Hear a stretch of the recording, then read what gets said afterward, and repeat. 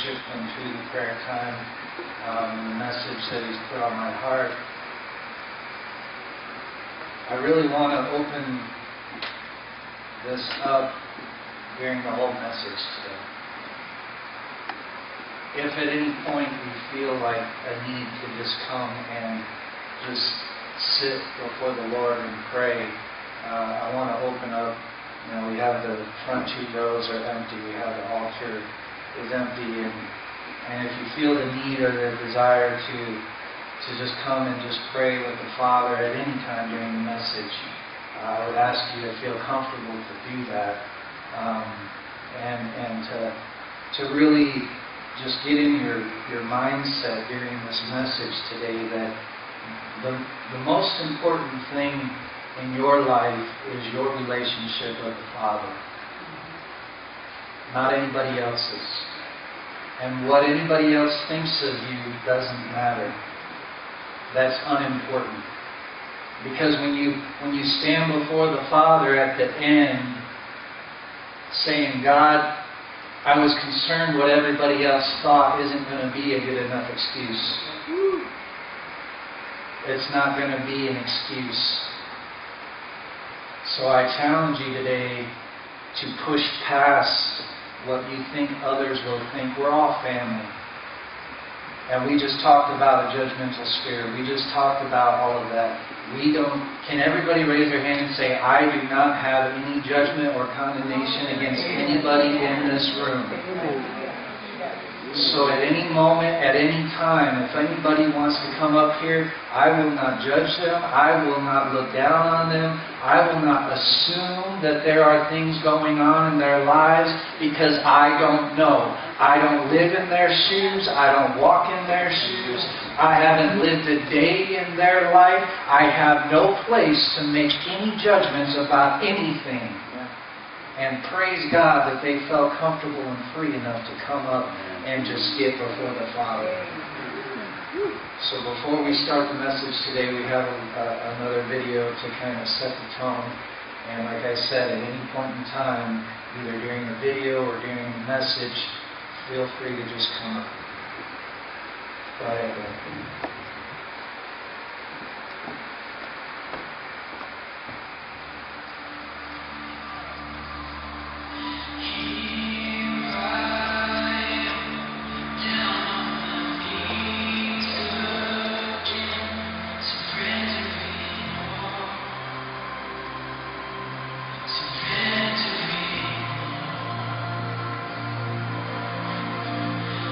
Find me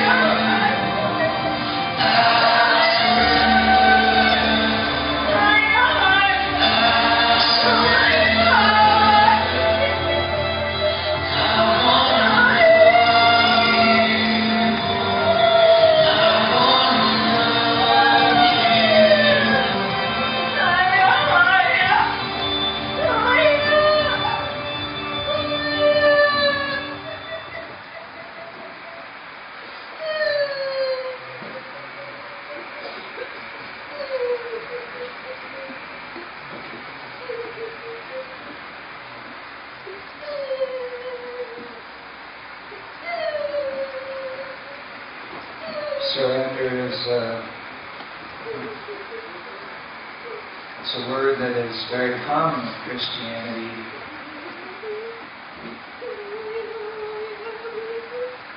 I think it's a word that maybe we don't really think too much about the full implications of it. It's easy to say, I surrender. It's easy to come to a place in our life, especially when things are going south, to lift up the word, I surrender to Jesus.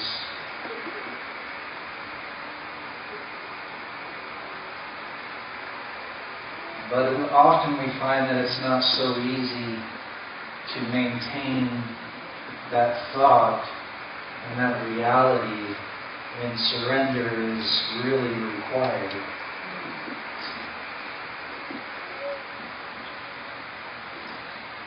Because in the moment of our circumstance, we surrender because of the pain and the problems that we're facing. But that's what drives us to a place to say we surrender. However, that's not really what tests our surrender.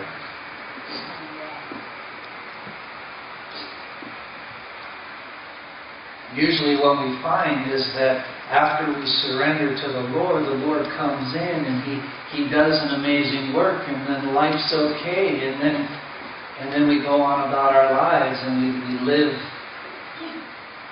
oftentimes the way we did prior to saying we surrender. Which really goes to show that the surrender wasn't that real or effectual. Surrender has a bunch of different applications to it. And I think the one that's probably the hardest for us is the surrender under the definition of surrendering something that we have received to the Lord.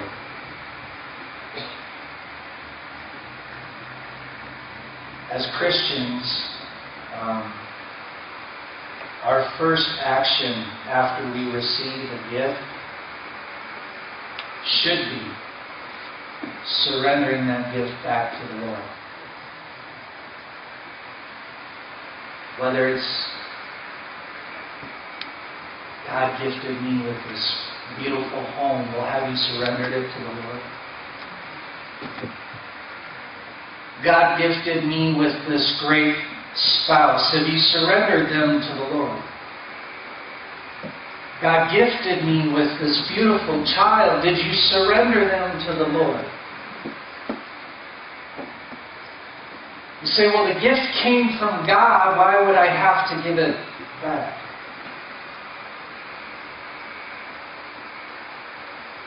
The reason why we give it back to the Lord after He's given it to us is so that that gift doesn't create an attachment that removes our ability to serve the Lord without question and without compromise. See, God doesn't give us the gifts so that we can lift them up as an excuse for why we fail to follow through with His commands.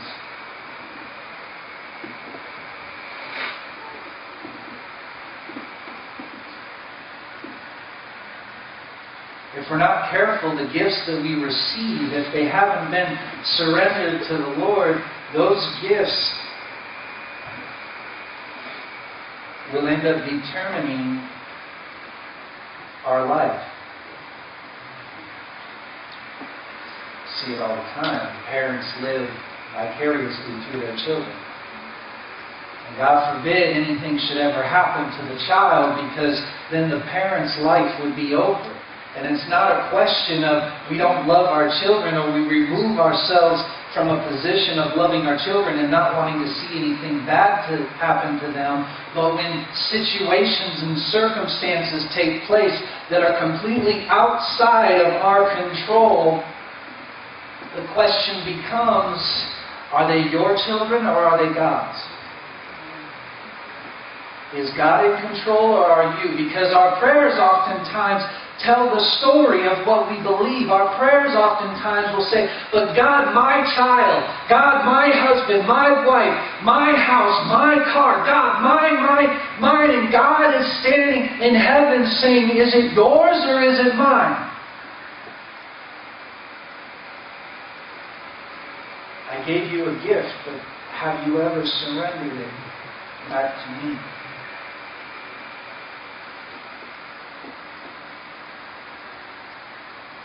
Because, see, I have a purpose and a plan and a destiny for that gift that I gave you. And as long as you hold tight to it without surrendering it to me, then you are trying to remove my ability to put my finger on it and move it where I see fit. God, my child, he can't go through some of it. Is he your child or is he mine? Because I have a plan and a purpose for that child, and part of the plan and purpose for that child may mean that he's going to have to walk through a little bit of hell so he can lead others out of it. Is he yours or is he mine? Is she your daughter or is she mine? I gave her to you so that you could instill the very principles of my character in their life. I gave them to you so that you could bring them up in the way to go. I did not give them to you so that you could take control and direct their every step. That's my job. And if you refuse to surrender them to me, you will constantly find yourself being frustrated, being angry at God, being angry at the direction that He's put in their life. Same goes with your spouse.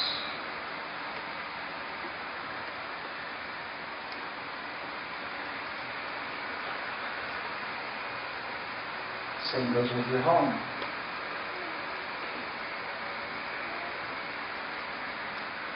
Surrender.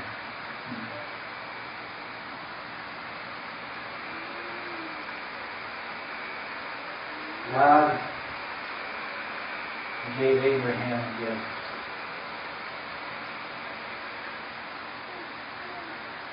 Joy and I waited for 10 years for Noah. Tried and tried and tried. It didn't happen. You know, we almost had completely given up on having a kid. I was only after 10 years. What do you think the chances are that you've given up on having a kid by the time you're 90?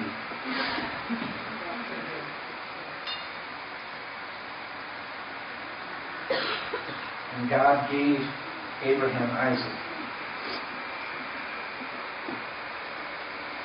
Genesis chapter 22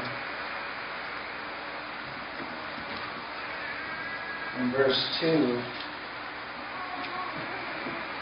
God comes to Isaac, or to Abraham,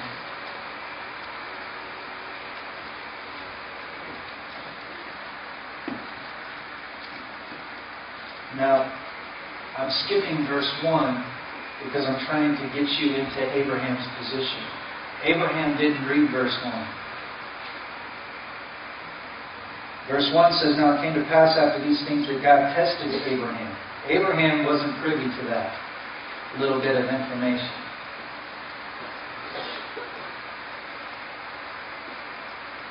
Abraham starts his experience here at the end of verse 1 where God says, Abraham, and Abraham says, here I am.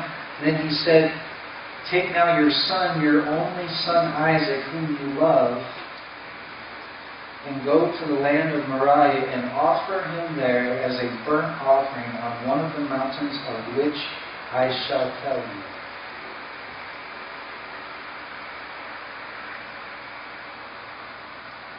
Sorry, God, that's my son. No, see, that's my son. No, you gave him to me as a gift. It's my son. He's my son. He's mine. I'm not going to do anything to hurt my child. I'm not going to do anything to... No, see, you gave me a promise and you fulfilled your promise. It's my son. I love my son. More than anything in the world, I love my son. God says, I know. I wonder, though, if you love me more than your son.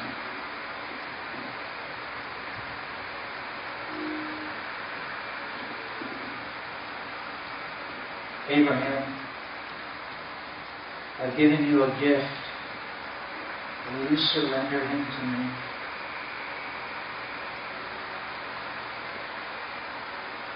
Will you surrender your all when all is required?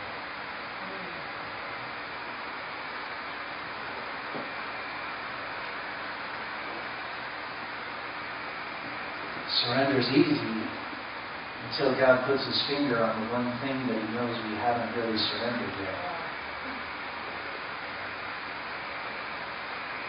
God's not a fool. He's not, oh, you weren't talking about that. Oh, my bad. I didn't know. Never mind. I'll ask you to give up something you've already agreed to. No, he knows the heart. He knows the areas that we've blocked off to him. He knows that the things that we refuse to surrender to him.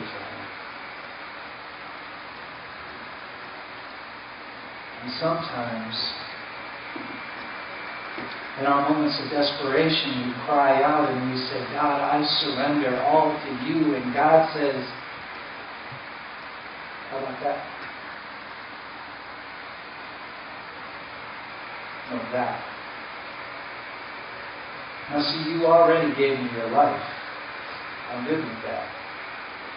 You already gave me stuff that was easy for you to give up. But how about that?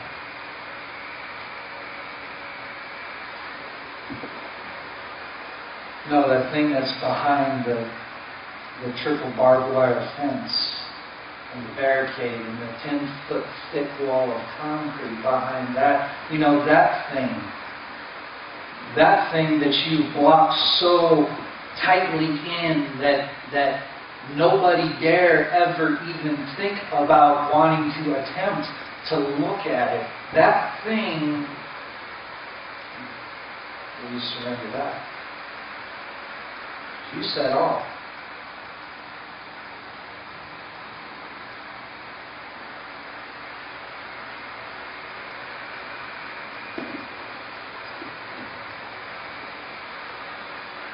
We'll come back to the issue of surrender in a little bit, because it ties in with oftentimes our wilderness experiences. Children of Israel had moved to Egypt,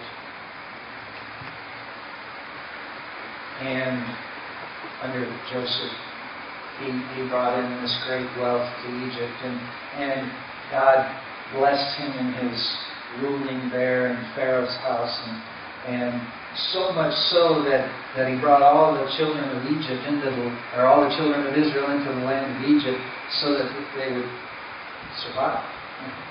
Or they would survive the famine. It was going to be bad, really bad. But the Bible records that eventually Joseph dies, and eventually a Pharaoh comes up that did not know Joseph. And the Pharaoh that did not know Joseph looked out over the land of Egypt and said, all of these Israelites are that's a pretty sizable number.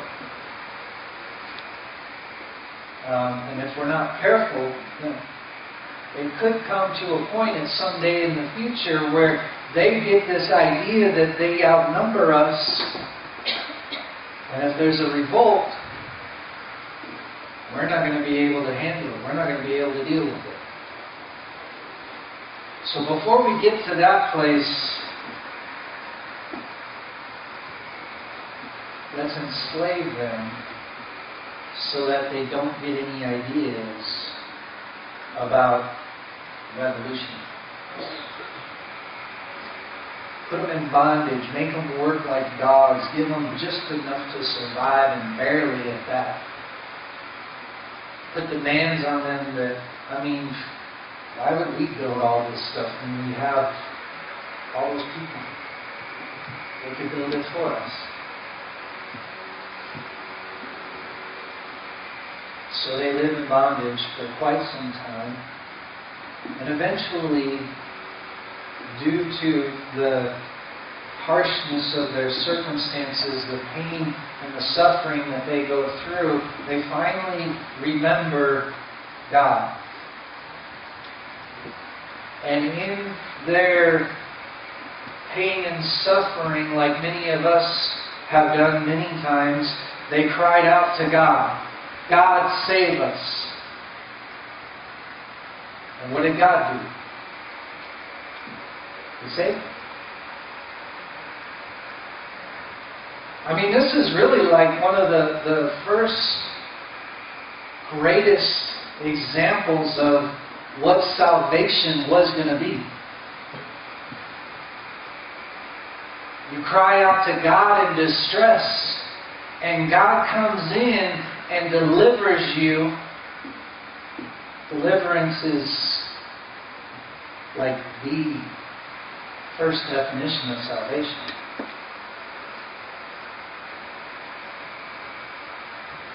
But what the connection we don't make, though, is that the salvation led them to the place of baptism as they walked through the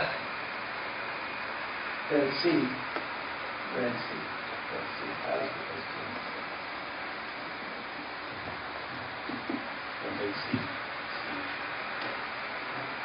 They walked through it on dry ground, the water's towering above them, picture of baptism. Woohoo, they're saved, they're baptized.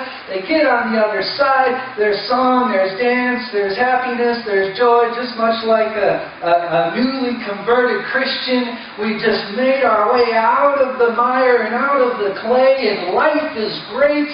Put on the rose-colored glasses because everything is awesome. But what you didn't realize is that the salvation experience took you from Egypt to the wilderness.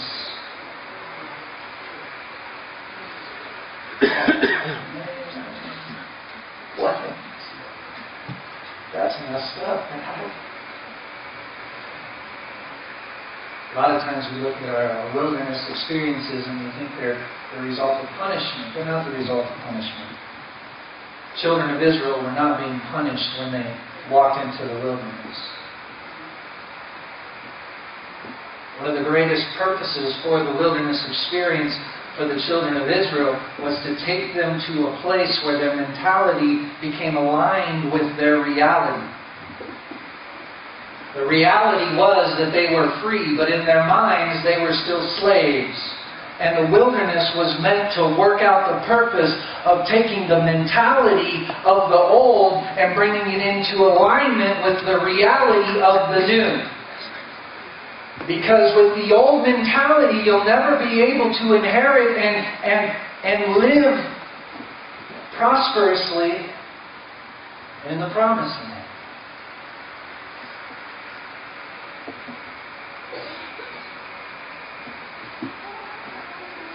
So they get into the wilderness. This isn't punishment. God is with them. every day and every night. God is with them in the wilderness. God's providing for them in the wilderness. I mean, the soles of their shoes didn't wear. I mean, think about it. You put the Nikes on when you leave Egypt, and 40 years later you're still wearing the same Nikes and they don't even look like they're worn. Who's really the Nike? How'd you like telling me you have to buy one pair of shoes in your lifetime? That'd be awesome, right? They don't make them like they used to.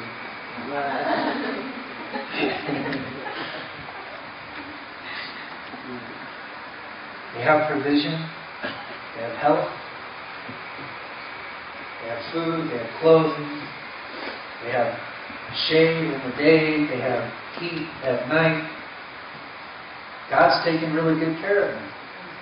They're in the wilderness.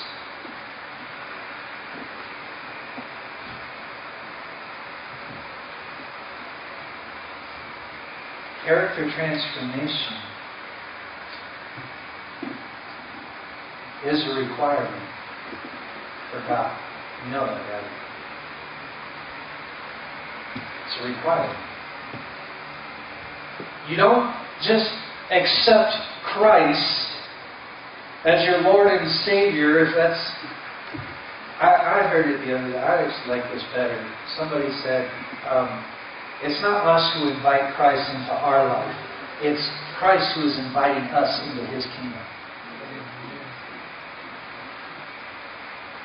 We're like, oh Lord, I invite you into my life. Oh, well, you're so kind. Thanks. Finally. Right?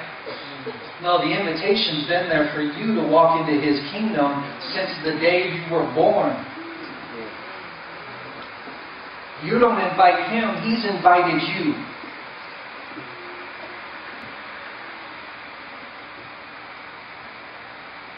Little clue for you to kind of help straighten this out. Servants don't invite the Lords invite the servants.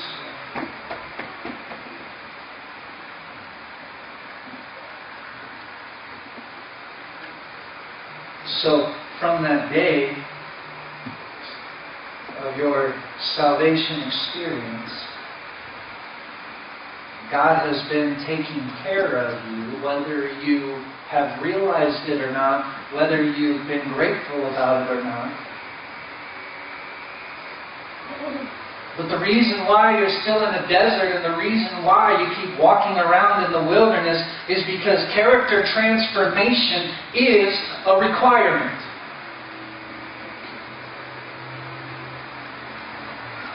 You don't get to say, I'm saved, I can do whatever I want, now heaven's my home. That's never, ever, ever been the case. The case has always been, and such were some of you, but now you have obeyed from the heart the doctrine that we have presented to you. Your character has been transformed by the power of the gospel of Jesus Christ. And without the transformation of character, your salvation has only ever been a deliverance from those things that you were experiencing, but it's only ever worked to bring you into the wilderness so your character can be transformed. And there are many who will walk in the wilderness and they will die in the wilderness.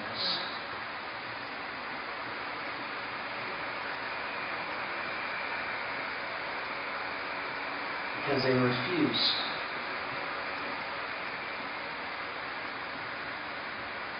to let God change their character. No. See, that's not what it's all about. What it's all about is Rick, it sounds like you're saying salvation by works. No, it wasn't salvation by works for the children of Israel. Did you know that? They cried out to God and God delivered them. In spite of themselves. Before they even had the law, God saved them. Whoa, wait, what? The law, listen, if you want to put it in these terms, the law would have been issued after their salvation.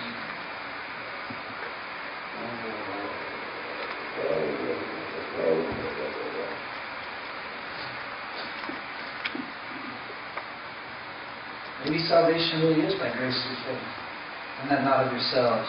Maybe it really is a gift of God, and not of works, lest anyone should boast. But maybe after the point of salvation, there's some work to do. Maybe after salvation, we now have to work out our own salvation with fear and trembling. That's a verse, right? Okay, just making sure. I want to make sure we stay biblical with the information that we're presenting.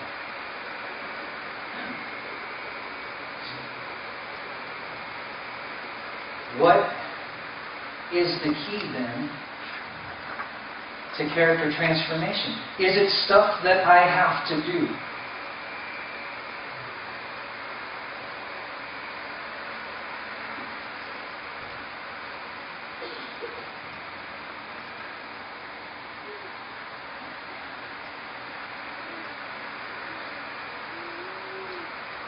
The key to character transformation has always been and will always be surrender.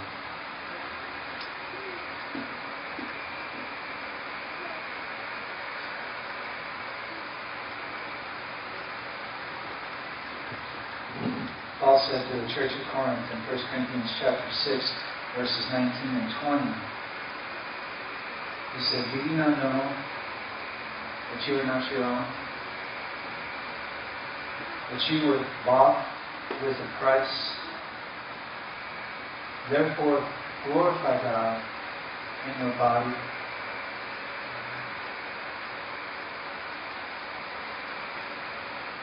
For you're His temple. What is required to make that happen? Surrender.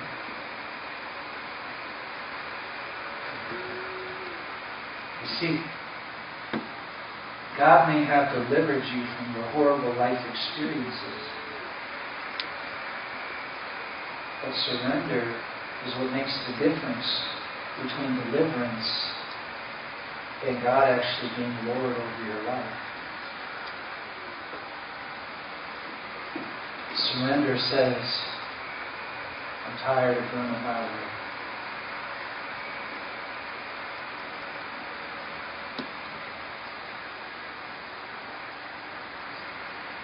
You go, God. You tried. All I did was burn up a new set of tires in about 6 weeks, and I put a big old thing in the door.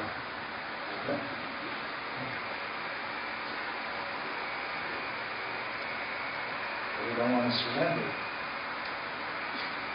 No, we do want to surrender. No, we don't want to surrender. No, we do. No, we don't. We do, but we don't.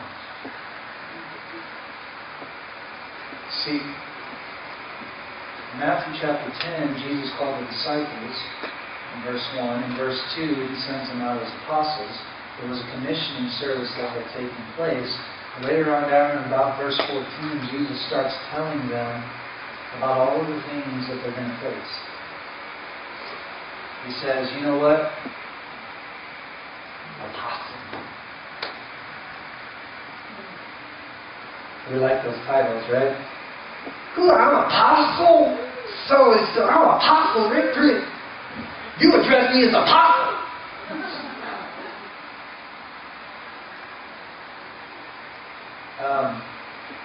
So when's the last time you were flogged? Man, apostles don't get flogged. No, okay, when's the last time that you went without food? Man, apostles prosper. Now, see, what I read is that Paul said, I go without all these things. I I get the stripes so you don't have to. I go without food so that you can be prosperous. I get treated like dung so that you can reign as kings in this life. I get the brunt end of this thing so that you can walk in freedom.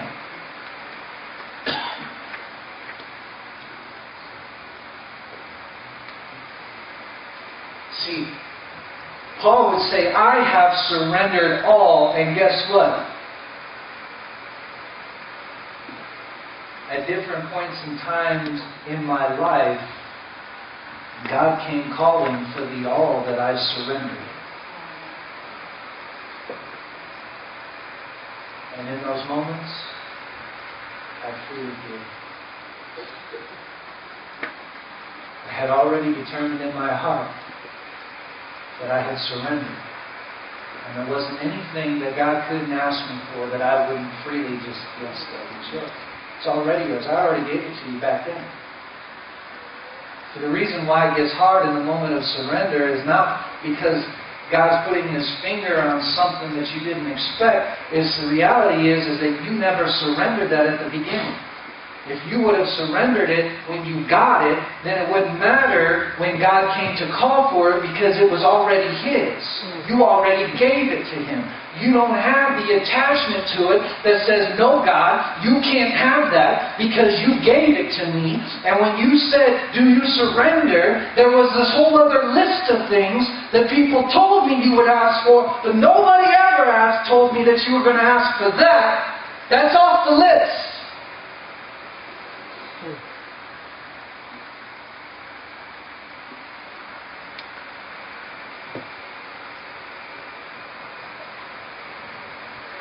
God says,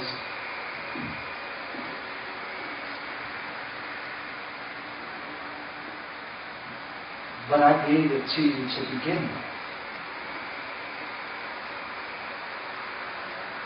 I mean, no, see, I created that thing. And by giving it to you, it doesn't mean you have ownership. At best, it means you have usership. But you don't have ownership. You see, that's still my creation. That's still my gift. That's still, I can put my finger on it if I want to. I made it. If it wasn't for me making it, you wouldn't have it to begin with. Well, see, what really happened is you became so enveloped in the gifts that you lost sight of the giver. You became so enraptured by the promises that you lost sight of the promiser.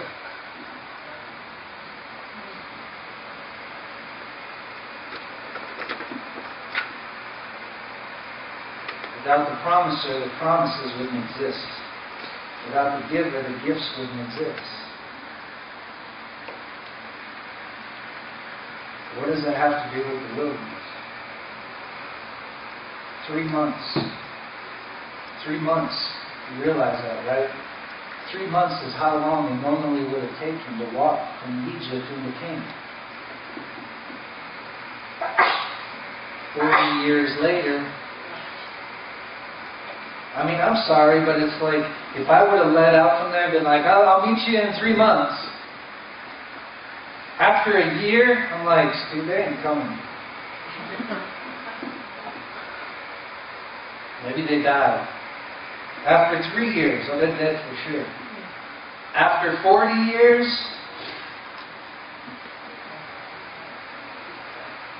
there might be some fossilized remains out there. 40 years to take a 3-month journey.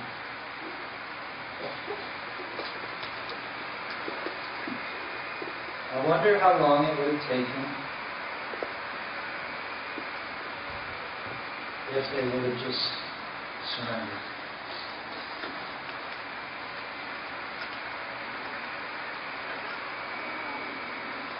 They were a stiff-necked rebellious people. And every time they got into a pinch, they cried out to God. And God answered every time they got into a pinch. And then, not even, probably 6 months later, God, did you bring us out here to die?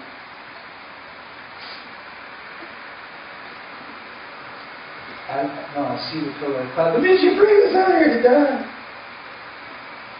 Oh, that's good. Did you bring us out here to die?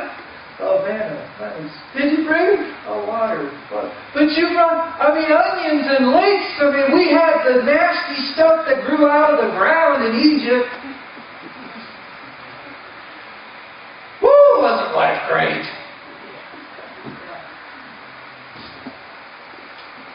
I had fun when I wasn't a Christian. I could party all the time. I could watch whatever movies I wanted to. I could listen to whatever music I wanted to. I didn't have this constant nagging in my ear. Van life was great when I wasn't saved.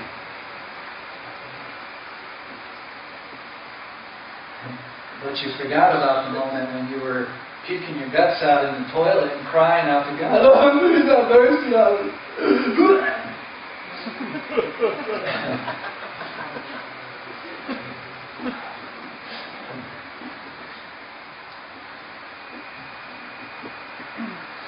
Maybe we're not so dissimilar from a generation of individuals who didn't survive the character transformation of the wilderness experience.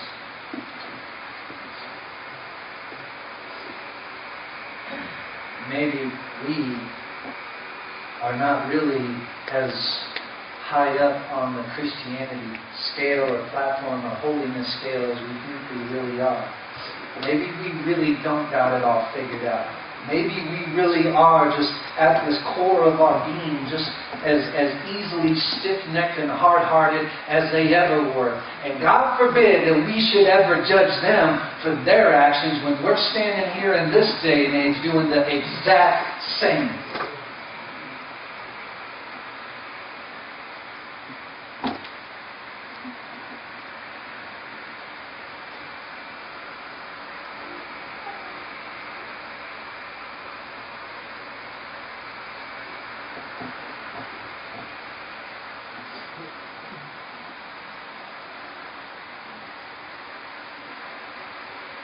I know we surrendered our lives to the Lord, and I don't discount that.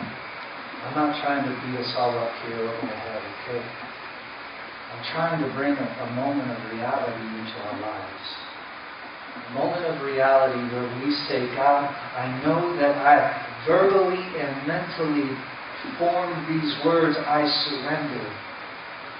But God, I can look back on my life and every moment where you put your finger on something that supposedly I surrendered, I fought you tooth and nail over that.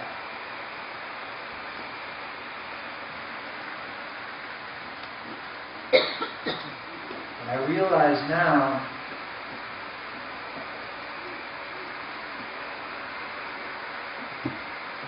maybe there's a place in my life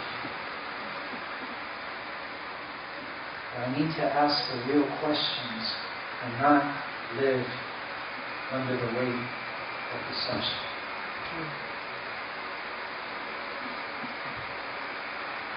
Because the wilderness, for some reason, doesn't seem like it's ever relented. I've been a Christian for 30 years. I've been a Christian for 10 years. I've been a Christian for 20 years. I've been a Christian for 5 years or 60 years. But for some reason, I just seem to always be in a wilderness experience.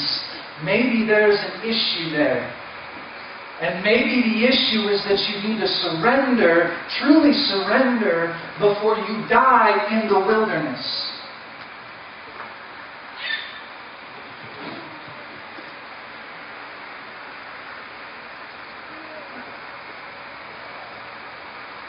Maybe you really need it.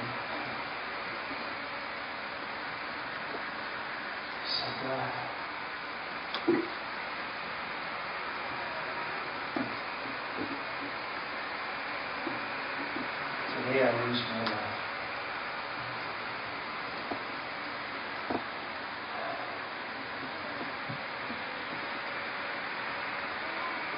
kill me today. Kill me today, Lord, so that I might live. Kill me today.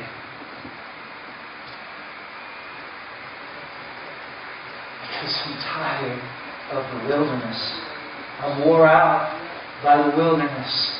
I'm tired of going round and round and round. And for what should have taken 3 months, I've been in this thing for 20, 30, 60 some odd years.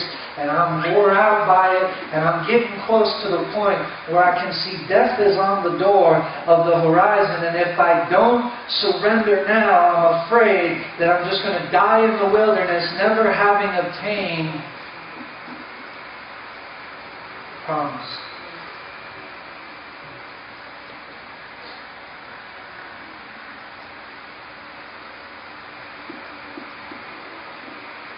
There was nothing physical action that the children of Israel could have done to found their way out of the wilderness.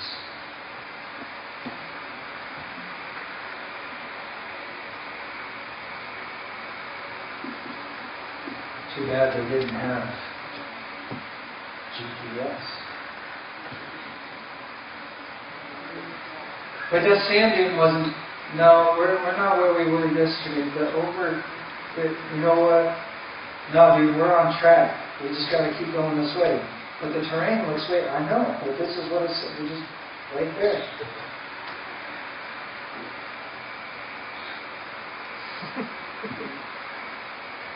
That's how we solve our problems. That's how we look at our wilderness experience. Man, I ain't stuck in the wilderness. I got GPS on this. I'll show you the way. All it amounts to is a bunch of blind leading the blind.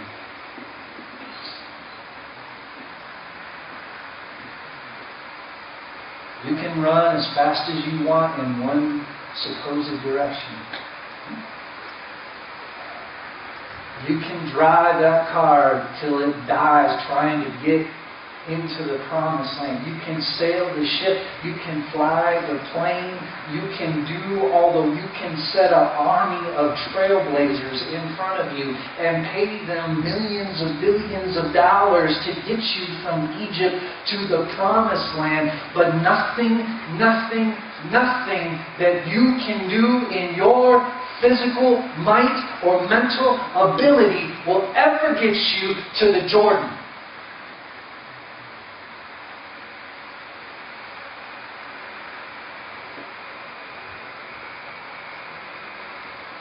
Except surrender.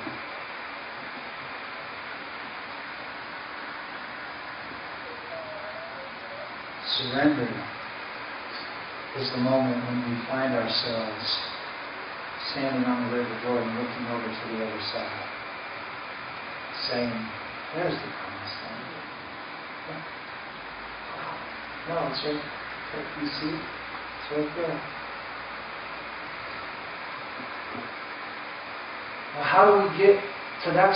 Oh, no, just surrender. Look, you can come up here, and the dust storm dies down like right here. Once you cross this line, you're at the banks of the Jordan, you can see into the promised land. Now we still got a step of faith to make to cross the Jordan. And just because we come out of the wilderness and into the promised land doesn't mean life's good. Because God just doesn't leave you there and say, "Woo, you made it in the promised land. Awesome." No, see, God leads you from the wilderness into the battle. Why? Why? Because once you are able to cross out of the wilderness, that means your character is now in a position where you can face the battle.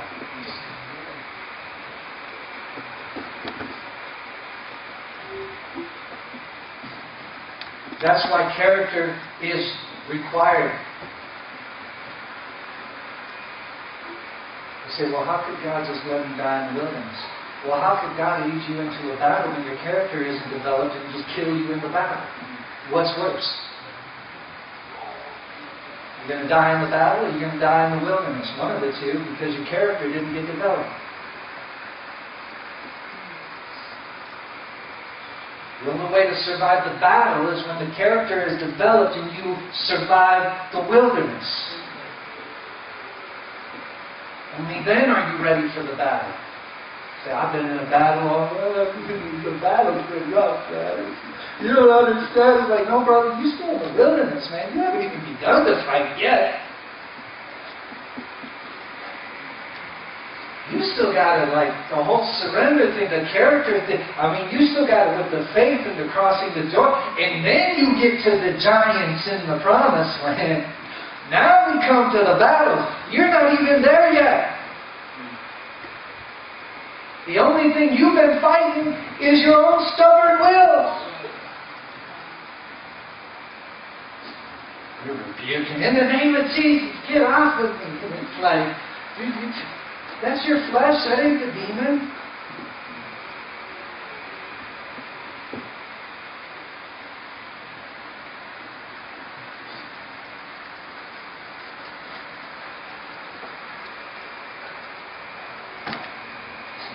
It all boils down to surrender. Are you willing to surrender? And if you have surrendered, I promise you, there's going to come a day where God's going to put His finger on the thing. God's going to come and require the all that you said you surrendered. Was it really the all? Was it really the all? Did you really surrender? Have you really surrendered the kid, the child?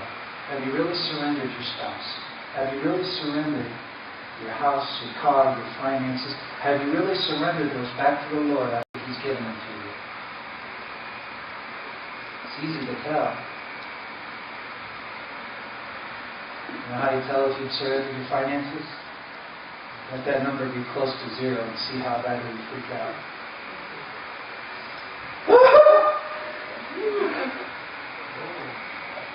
You said you prospered. You said you surrendered.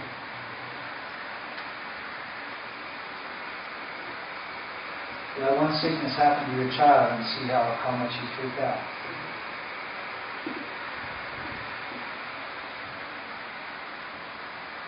Let your spouse say one thing to you that just, I know she didn't. Don't she understand I'm the man of the house?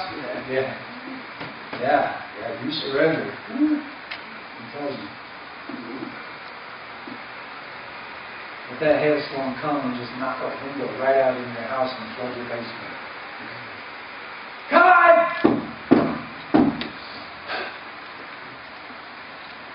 I thought you surrendered. I thought it was my house. Why are you worried about it?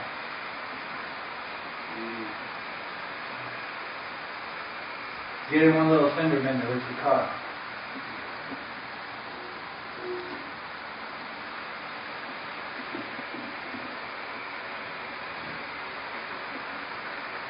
It's pretty easy to figure out if you really surrender everything. And I have a feeling that we all know those things in our lives that we really haven't surrendered. And maybe it's time that we do. Because I don't know about you, but I'm tired of the wilderness. I'm tired of surviving and getting beat down with the dust storms. I'm ready to go fight a battle, man. I'm tired of fighting the dust. I'm tired of fighting the wind. I'm tired of every day seeing the same landscape. Every day. Tired of walking and running and sometimes running and walking and running and getting on the bike and riding the car and getting on the plane, and you get off and it feels like you have not gone anywhere. Maybe it's time to surrender so that we can finally find ourselves on the banks of the River Jordan, looking over into the promised land, getting ready for the battles that are yet to come. Greater things than these are yet to come. Greater things than these. Greater things. Are we going to allow the character transformation of the wilderness to take its effect in our lives? Or are we going to die in the wilderness? Where do you want to die? Do you want to die in the promised land, or do you want to die in the wilderness? I mean, everybody's going to die eventually, right? Where do you want it to be? It's up to you.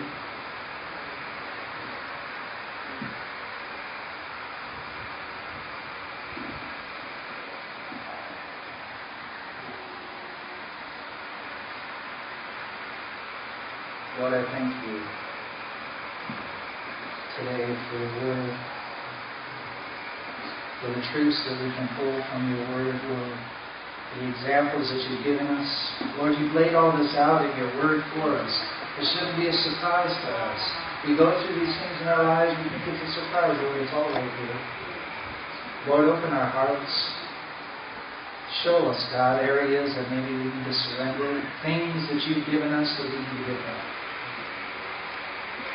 Lord, I pray that as every single person in this place leaves today, they're renewed, they're regenerated, they're invigorated, they've surrendered, and they're ready for the battle.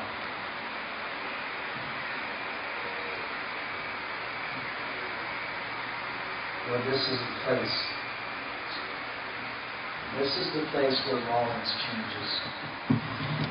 These are the hearts where Rollins changes, God. Thank you, Lord. We have one last song for you guys. Good song. Pump us back up. Try not to beat you up. I didn't want that. Wasn't my intention.